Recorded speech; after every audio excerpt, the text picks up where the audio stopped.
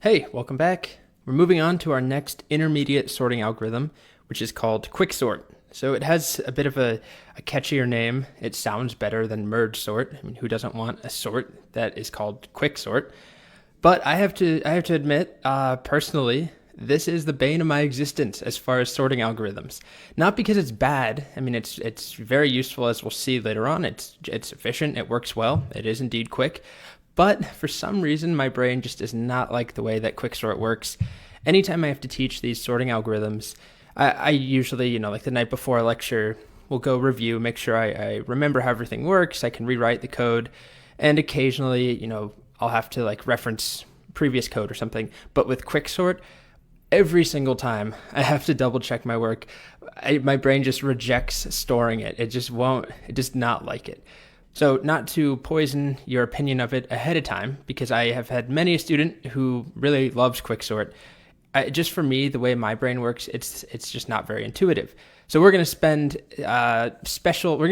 pay special attention to trying to understand it and make sure we step through it. Okay, so Quicksort, it works on the same assumption that merge sort does. It's one that is going to be easiest to solve through recursion, where we keep basically splitting up the data, the array, until we hit arrays that are 0 or 1 item long, which means that they are individually sorted. You have an array with 1 item, it is sorted. So that's what we take advantage of, but we do something different. We work by selecting a single element, which we're going to call the pivot point. So in any array, you pick any element. It doesn't actually really matter. We'll talk about some of the implications, but let's say we pick the element in the middle. What we're going to do is move all the numbers that are lower than that number to the left of that number, and all the numbers that are greater than that number to the right. Now, we're not going to sort them all. We're just going to move them to one side. And then from there, we know that that one number is in the correct spot. Only that one number. All the other numbers are on the right side of things, or the left side, but we don't know the exact position. So then we repeat the process for the left side and for the right side. So if that explanation made zero sense, I don't blame you. Let's take a look at a little diagram. So if this is our array, we have 8 elements, 1 to 8, the numbers, and they're in a random order. What we do is we just pick some element, and for this example, we're going to pick the first one, which is 5, and then move all the numbers that are less than 5 to the left of it, and all the numbers that are greater than 5 to the right. So if we count the numbers that are less than 5, we have 1, 2, 3, 4 numbers. So that means that we should have 1, 2, 3, 4 here. We're going to move them all here, and then at this index right here, we'll move 5. And then on the right side, we'll have 7, 6, and 8. And if you look at the next step, that's what we've done. So 5 is in the correct spot. We know that in our sorted array, 5 is going to have index of 4. 0, 1, 2, 3, 4. These aren't sorted, this isn't sorted, but this is sorted right now. So now we recursively repeat the process on the left side and the right side. So on the left side, let's just start again. It doesn't really matter what we pick. It will work no matter what. But let's pick the first item again and put that in the correct spot. So that means it's going to be at index of 0, 1, 2, because 1 and 2 need to come before it. And that's what we end up with. So now this is in the correct spot. We know in our final array, 3 is going to have index of 2. 5 is going to have index of 4. Then next, we have an array of 2 elements. This is nice and easy. So we pick the first element, which is 1, and we figure out where it needs to go. And that all that we have is one other element, which is greater than it. So the right side now becomes 2, and we can sort that, and it's a single element. So we've now hit the end on our left side. And if you kind of look, imagine putting these all on the same line, we end up with the sorted array, at least the left side of the 5. Then we have to get to the right side. So remember, all the way at the beginning, we split right there. We just took care of this. Nope, highlighting the wrong thing. Okay, my computer doesn't want me to highlight that. We took care of the left side here. Now, let's get to the right side. So we pick the pivot point, which is 7 in our example.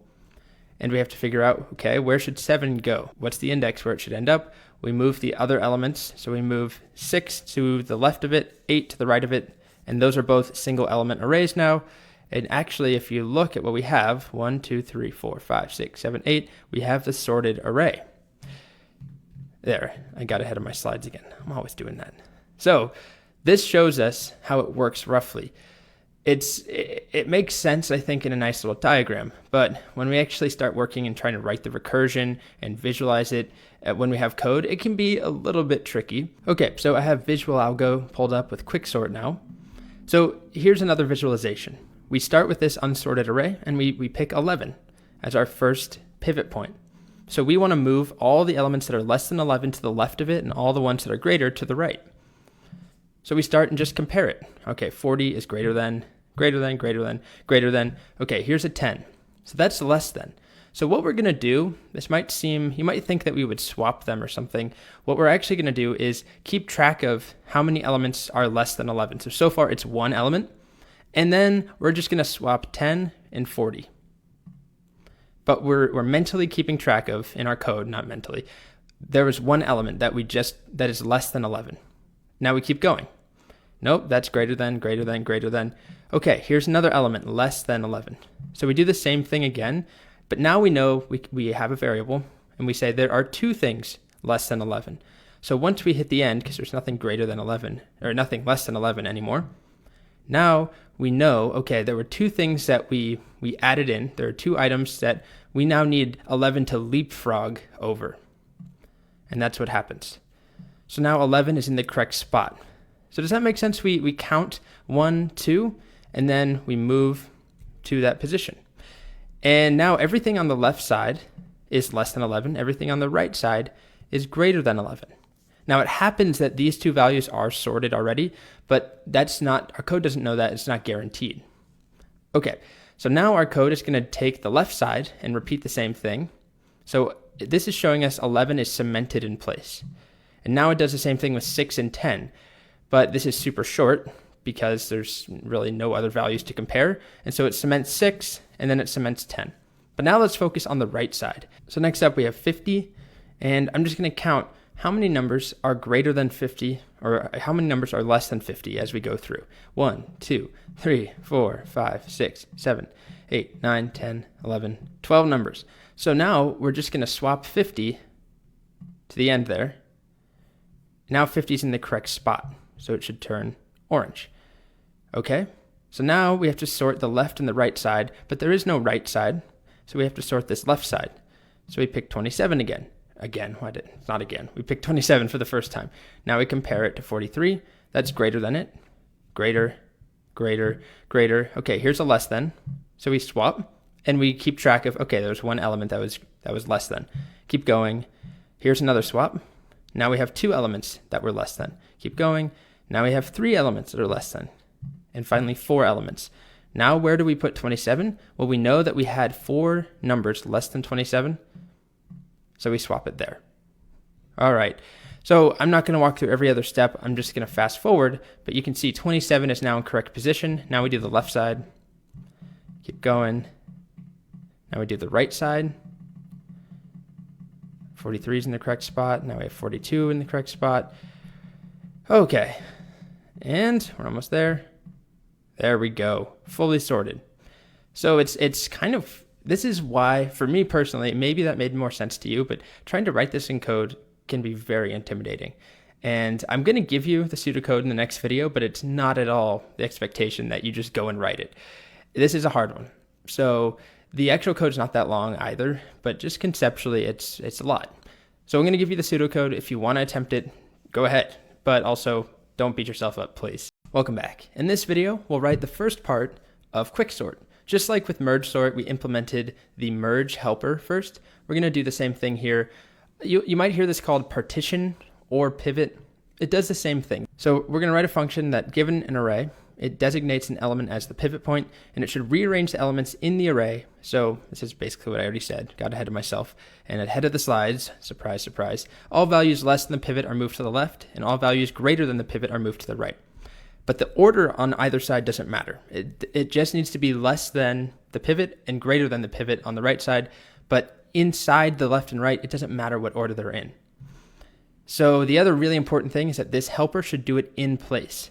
So it should not make a new array. And it should return the index of the pivot. So it returns the index. It does everything in place, so don't make a new array to do it. So the first thing to discuss, picking a pivot is actually an important decision. The runtime of Quicksort can change depending on where you pick the pivot from. Ideally, it should be chosen so that it's the median value in the data set, if that makes sense. If we could perfectly get it, we would pick the middle value of our sorted data so that the left and right sides would be equal. But that's not very easy to do if we don't know what the data itself is and how it's ordered. That's the whole point. We're trying to order it. So there are other strategies. You pick the first element or the last one or the middle or a random element. For simplicity's sake, in this video, we're just going to always choose the pivot to be the first element. That does actually have some consequences with as far as big O that we'll talk about later, but we're going to just pick the first element to make it simple. So here's how it could work. If this is our array and we call our pivot function of that array, it should return index of 4. So notice it doesn't return the array, but if we look at the array, it's been changed. Any of these configurations are valid. So what it does is it picks the first element and chooses that as a pivot, so 5. And now it needs to rearrange the array so that 5 is in the correct spot where every number to the left is less than 5. So if we look at all these examples that could be the value of array, it doesn't matter the order. If we have 2, then 1, then 4, then 3, or 1, then 4, then 3, then 2, and so on, as long as we have 1, 2, 3, and 4 on this side. And then on the other side, we have 6, 7, 8 in some order. Now, this isn't all the possible options. I just didn't want to go and list every single possible combination out, but it's important to note, it doesn't matter for our code what we actually have on the left side, it matters what we have. It doesn't matter exactly the order that it's in on that side. So these are all acceptable. All that matters is that 5 is in the correct spot, and we return the index, which is 4. 0, 1, 2, 3, 4. So this is basically saying, in the final sorted array, if you kept doing this on the left and the right over and over and over, 5 is in its final position. This is where it's going to be once you sort the data. Okay, so here's the pseudocode. Here's one version of it at least. So write a function, call it pivot or partition, and it accepts 3 arguments: an array, a start index, and an end index. And I would have the start default to 0 and the end default to array length -1. Then we're just going to pick the pivot from the start of the array. Remember, and we could change this to be from the middle or the end or a random place, but for simplicity's sake, we're picking from the very beginning, and then store the current pivot index in a variable. So this is going to keep track of where we're going to swap that pivot to at the very end. So I'm going to walk through on the next, in just a second, on visual algo and show you what I mean. But we're going to loop through the array from the start until the end. And if the pivot is greater than the element that we're looking at, we're going to increment that pivot index variable from up here and then swap the current element with the element at the pivot index. So, it's a nightmare trying to just read this pseudocode, but it will make sense once I show you an example. And then at the very end, we swap the pivot that we started with the pivot index. And then we return the pivot index. So rather than just talking about text, let's look at it. So at the very beginning, we're going to pick the first element to be our pivot. We start at 28. Then what we do is loop through every other element, and we compare 28 to 41 in this first case. 41 is greater, so we actually don't do anything. But then we get to 4. 28 is greater than 4, so we know that we need to have 4 on the left side of 28. And we're just going to keep a mental note. We're going to have a variable called pivot index, and that's going to keep track of how many things are less than 28, so that we can then swap 28 at the very end to the correct spot. So we move 4 over, and then we have this pivot index that currently is going to be equal to index of 1. So if there was nothing, ignore everything on the other side of the array. If there was nothing else, we know that 28 needs to be in this position at the end, so that 4 can be less than. But if we keep going, 11 is also less than 28. So we're going to swap that with 41, and now increment the pivot index by 1. So now we know, okay, there are 2 things less than 28. Go again. Oops, didn't click it. Here we go. 16, that's less. So we swap. And now we know there are 3 things less than. Again, we swap. There are 4 variables. There are 4 pieces of data in this array, 4 elements less than our pivot. Nope. Okay, here's our 5th one. We swap. We go again and again and again. And here's our 6th element that is less than 28. So we swap. Now we've hit the end, and we have this pivot index variable, this mental note I mentioned, and it's now equal to 6 because every time we found an element less than 28, we added 1 to it. So we have 1, 2, 3, 4, 5, 6. This tells us we need to swap the element at index of 6 with our pivot, which was at the beginning. And if we do that, there we go. Now we're done. All we have to do is return this index. So everything on the left is less than, everything on the right is greater than.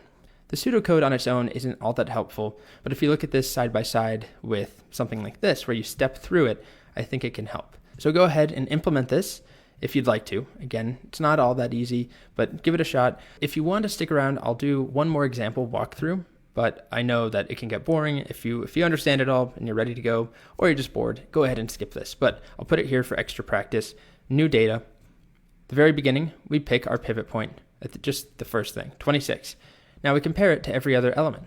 Now 23 is less than 26, so we're going to keep track of that. We need to have, we have that counter, pivot index, and we know at the very end, at least, we're going to have to swap 26 to index of 1.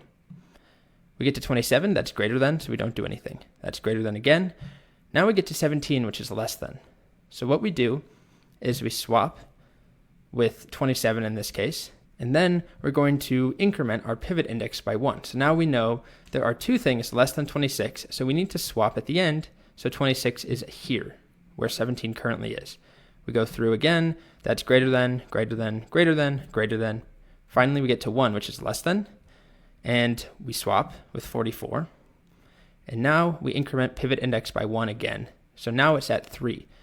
So at the end of our code, we're going to swap the pivot at index of 0 with the pivot index, which is 3. 0, 1, 2, 3. So we swap these two things, and voila, now we have the left side correctly partitioned and the right side. So 26 is at the correct spot. And our code should return index of 3, which is saying that the correct spot for 26 in this array is index of 3. All right, welcome back. So let's start by defining our, nope, not in caps, our function called pivot, and it accepts an array. We have a start, and you can go back and look at the pseudocode. It should default to 0, and an end defaults to array.length plus 1. And then here's my sample call. So pivot of this. Take a moment and figure out what you think this should return. Pause it if you'd like.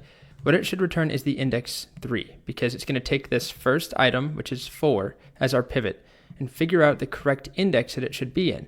So if we look at the sorted array, like this is the final array of these numbers.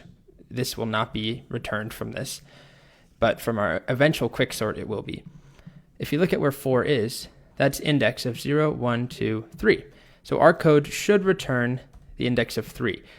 Now the array, it could look like this at the end, but more than likely it will look like this possibly, and then on this side we might have 8, 6, 7, 5. All that matters is that 4 is in the correct spot. So anything on the left just needs to be lower, anything on the right is greater, but the order doesn't matter. So the first thing we'll do is define a variable called pivot. And remember that our example, we're starting with the pivot always as the first element. So if start defaults to 0, we'll set this to be array of start. So we start with 4, for example, as our pivot. Or if our array looks like this, it would be 10. So we start with that. And then we're going to make a variable called swap index. Now swap index is going to keep track of where we're going to swap this 4 to at the very end. And also it's what we're going to return. This is going to be the index. In our case, it should be 3, hopefully, at the very end that we return. So I'm going to start it at the beginning, index of 0. So it starts at 0. Now, we need to loop over every item in this array, but there's no reason to loop over this first one and compare it to itself. So let's loop over everything after start. So that means for var I equals, instead of 0, let's do start plus 1, while I is less than array.length, I plus plus. So rather than doing 4 and comparing it to 4 and then 8, just do 4 and start off our loop right here. Now all we want to do is compare our pivot, so that's going to be 4. So if pivot is greater than, and we want to compare it to array of I, the next element that we're looking at. So our first time through, is 4 greater than 8? No. So we're actually not going to do anything. Next time through though, we're comparing 4, and now I has gone up to the index of 2. So we compare 4 and the value of 2. 4 is greater than 2. So what we'll do is increment swap index by 1. So this tells us, okay, there is one thing at least so far that is less than our pivot. But then we're also going to swap 2 with 8. Because our swap index is 1, all we have to do is swap array of I with array of swap index. Does that make sense? So swap index was 0. Now we found the first item that is less than 4. So we increment the counter that's keeping track of how many things are less than 4. Where are we moving 4 to at the very end? So now it's equal to 1. Anyway, now we need to swap. So now what I'm going to do is just copy in any swap function. This is our basic one. It just takes an array and then 2 indices, and it swaps the values in that array. And I'm going to put it in a function because we're going to actually use it more than once in our code. So we're actually almost there. What we're going to do now is swap the array inside of it, the swap index, followed by I. So our first time through, the first swap we make is 2, which is I of 2, actually, the same number. And then we're going to swap it with swap index, which is 1. Okay, so then we repeat the code. Next time through, we compare 4 and 1.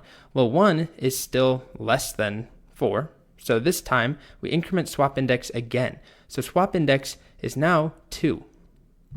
And then we're going to swap the item at index of 2 with the item at index of I, which means we're going to swap 1 with the item that's here, which is actually 8.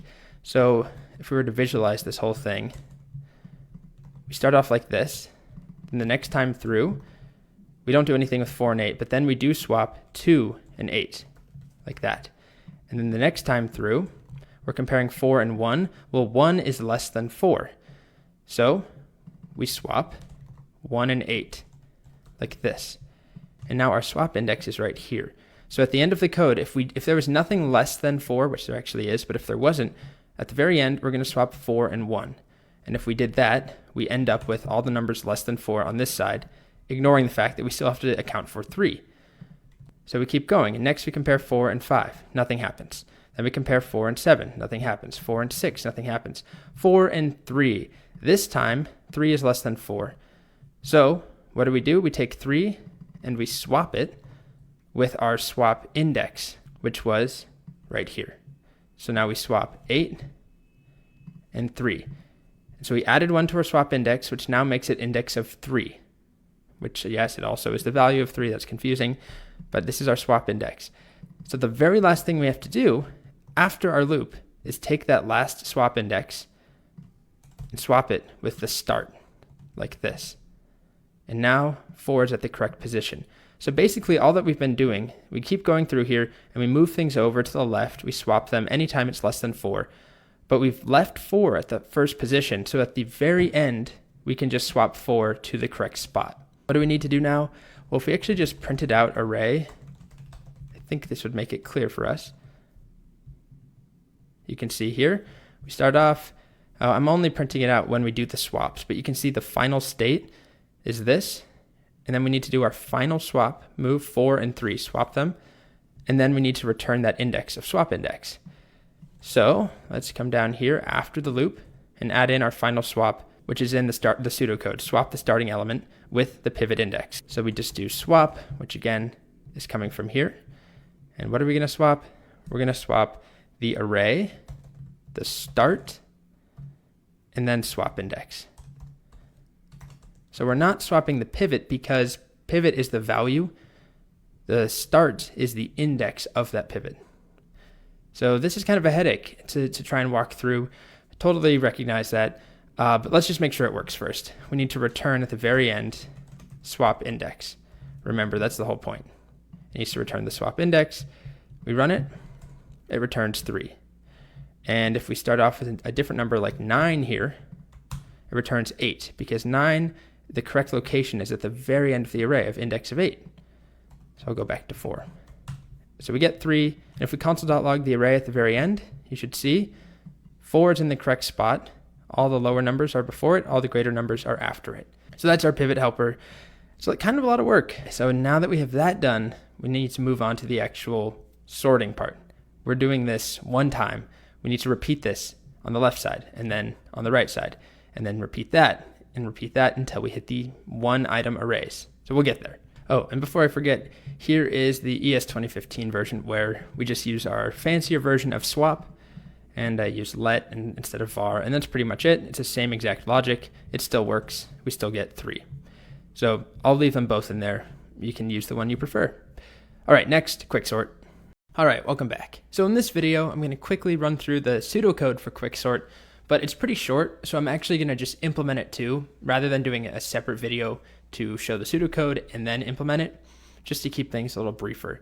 So we have our pivot helper finished. We pass in a full array, or any array, and it's going to take the first item and figure out where it should go, and then put all the smaller items to the left, all the bigger items to the right, and then return the index. So that's important that it returns the index, because what we're going to do in our quicksort function is that it's going to call that pivot helper at the beginning with a full array. And we'll find out, the index of 4, for example, is the first pivot point. And then what we're going to do is recursively call the same thing, call quicksort again on the left side and on the right side of that pivot point. So imagine we call quicksort with this array. Well, the very first thing that happens is that we find the pivot, which is 4, and that is moved to this index right here. And then what we're going to do, there we go, is we're going to then call quicksort on this side from 3, the beginning, up until, but not including the pivot, because we already figured out this is in place. We don't want to move this. So we're going to sort the array here and here with quicksort. So the rough logic, when the helper returns the updated pivot index, we recursively call the pivot helper on the left side and then on the right side as well. Now it's important to notice, or to point out, we're not making new arrays. This is all happening in place. We're not making new arrays. It's happening in the same array. So our base case, it's not quite just to check if the array is item of length, or if the array has one item in it. It's to check if the sub array has one item in it. And what that means is we're always going to be working with this array, for example, but we're only going to be looking at this portion or eventually this portion. And so what we're going to check is not to see if the length of the array is 0 or is 1, because this length will always be the same. We're not adding or removing elements. We're going to check if the start point that we're looking at, and let's call it left and right, if the left and the right are equal to one another, or if the right is less than the left. So that happens when a subarray has less than 2 elements.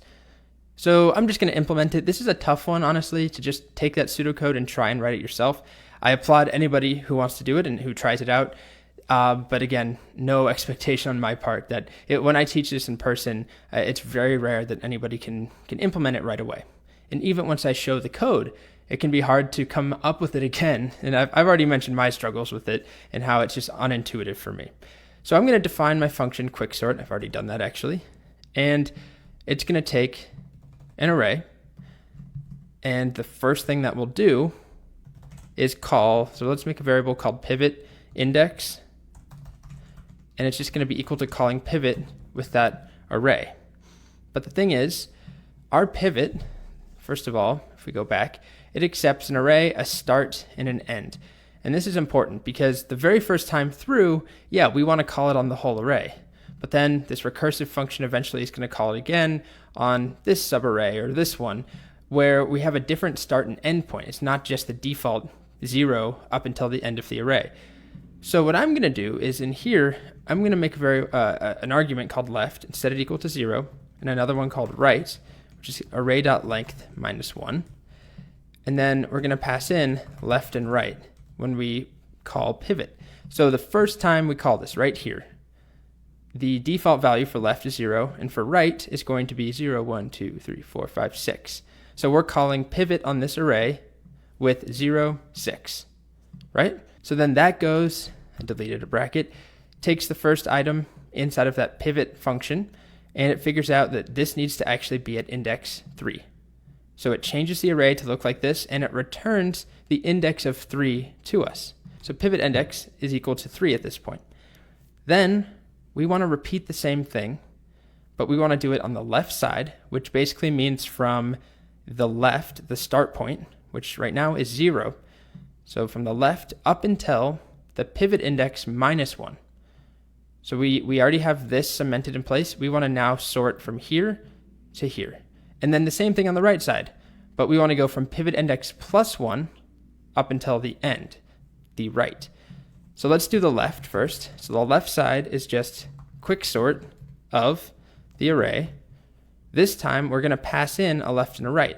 Unlike down here when we called it the first time, they defaulted to 0 and then array.length minus 1. This time the left that we're looking at is still going to be the same left that we looked at before, 0. But next, the right where we're going to stop is going to be what we've already discussed, the pivot index minus 1. So that way we don't include that pivot index in there. So this is cemented. We just want to look at that. And the same thing on the right side. Well, not quite exactly the same idea, but it's going to be quicksort of the array, but we're going to start at pivot index plus 1. So that means if this is our index, we want to go from here until the end. So pivot index plus 1 until right. So those are the recursive calls. However, if I just run this as it is right now, there's a big problem. It's going to run forever. So actually, if I do this, we get our Stack Overflow maximum call stack size exceeded because there was never a base case. Nothing was ever returned. Nothing ever stopped this recursive call. It just keeps going and going and going and going and going. So where do we want to stop? We want to stop in this situation where we've hit a subarray that is one element long. And how do we know that? Remember that at any point, if we looked at array, it's always the entire array. We're sorting it in place. So even at this step right here, for example, array is still the entire array. But what has changed are left and right, because left and right are constantly changing as we're calling quicksort recursively, because left and right are based off of the pivot index. And so we're getting a new pivot index each time. Left and right are changing. And so as these subarrays become smaller, left and right get closer together. So for example, here, left was 0 and right was 6. Then here, for example, left was 0 and right was 2. Here, left is 0, right is 1. Now here, left and right are the same. So our conditional, we want to keep doing this code, keep running if left is less than right. And so as soon as they are equal, as soon as left is now equal to right, that means that we're looking at one element. Does that make sense? Remember that left and right are just pointers inside of this full array. So it started like this, and then on one of them, the recursive call moved to this, and then to this, and then they became the same thing, and that's when we stop, because that means that we've hit the end, at least of one of the branches. So I need my bracket there. There we go. Okay, so we're still not quite done. We have one missing piece, which is really important. We're not returning anything. We need to return array at the very end. Because remember how these recursive calls work. This quicksort here is waiting on the results of quicksorting this and quicksorting that. And then those in turn are waiting on the result of quicksorting this and that. So we have to return the array here so that we can get it back here and keep going up. And then the same thing on the right side. So let's save, and I'm going to clear my console. Let's see if it works. Nope, not clear 0. There we go. Let's see if it works now. And it looks good. We're getting 1, 2, 3, 4, 5, 6, 9. Not sure why I chose that. And let's just verify. Let's mix it up again a little bit, put a negative number in here. All right, and it looks like it's working. All right, so lastly, let's just step through the call stack, visualizing what actually happens with the Chrome debugger. So I have a simpler array with 6 elements in it, and all that we're going to do is execute it. So I put my breakpoint, command enter, and I'm going to step through it. So first up, at the beginning, this is our array. Left is 0, 5, or right is 5. It's the last index. That makes sense. So now we're going to, because left is less than right, we're going to call pivot from 0 to 5 on that array. So we go up to pivot, and at the end, I fast forwarded, we get to swap index is 2, which is returned, and the array now looks like this, where 4 is at index of 2, and 2 and 1 are to the left of it, and 6, 9, and 5 are to the right of it. So we return that. Then we get to this line. So we have pivot index is now 2. We just calculated that. And the array looks different. And now we're going to do quicksort of this array, but from the left until pivot index minus 1. So if you watch the call stack, there's a new call of quicksort on top of it, but left is 0 and right is 1. So now we're looking at these two items. And so we do the same thing. We find the pivot. The pivot index is 1, so we return 1. And then we move on. And there's a new quicksort that's been added. This time we're going from 0 to 0 of this array, which now left is not less than right. So what does that mean? It means that we return the array. So now this is the array that gets returned back to the previous quicksort, which was waiting for this side, the right side. So now the array looks like this: 1, 2, and 4. The left side is sorted. So this quicksort is now waiting to do the right side. So pivot index is 1. So this quicksort is the second part. It's the right side. So when we did these two elements, we did the left, and now we do the right. But the thing is that there is no right, because right is less than left. So all that is returned is the array again. As you'll see, it's unchanged: 1, 2, 4, 6, 9, 5. We go back to an earlier quicksort that was waiting. And this time, here we go. And now we're sorting the right half. So pivot index is 2, which is right here. And we're going to call sort the array from that pivot index plus 1, so meaning index of 3, up until this, the end. So here we go, we call it. And you can see that now, this time around, left is 3 and right is 5. So now we find a new pivot. We find that the pivot index is 4. This is what the array looks like now. So we found that 6 was our pivot. We put 5 to the left, 9 is on the right. We return the value of 4. So back here, we now have a new pivot index of 4. And we're going to take that index, and now we're going to call quicksort on the left side, which is really, if you look, it's from 3, which is the left, until our index was 4 minus 1, so 3 to 3, as you can see here. And what does that mean? Well, left is less than right. Notice the new quicksort on the stack. Left is less than right, so we are going to return that array as it is. And then we get to our next one, quicksort on the right side, which also is going to be sorted, because you'll see that left is 5, right is 5. That means that we need to just return the array, which is what we do. And that takes us back to the next quicksort, which is waiting to return array, which now has been updated. So we've returned array, and then we're on our final, this is the original call, where now we have both sides have finished, left and right, and we're finally going to return array. And here's the return value, and there we go. 1, 2, 4, 5, 6, 9. Congratulations on not quitting this video early if you made it through. It's a lot, but that's the basics of quicksort.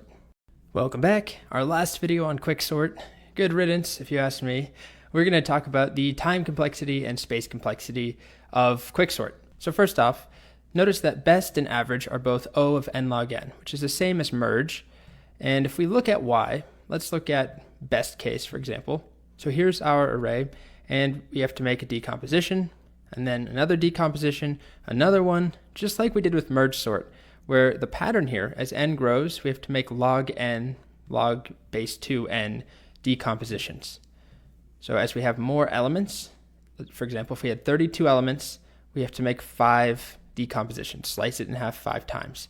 If we are, and this is the best case, remember, we're going to see the worst case in just a moment.